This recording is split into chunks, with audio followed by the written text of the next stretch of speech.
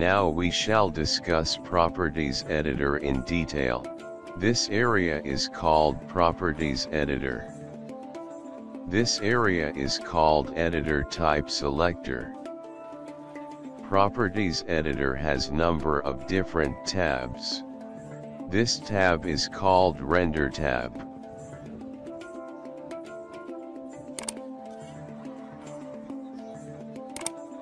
This is Render Layer tab.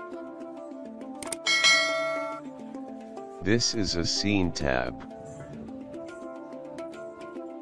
This is a World tab. This is an Object tab.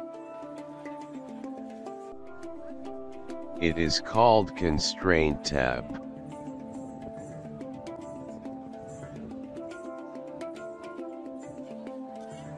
It is called Modifiers tab. It is called Object Data Type. This is called Material tab. This is called Texture tab. It is called Particles tab. This is called Physics tab.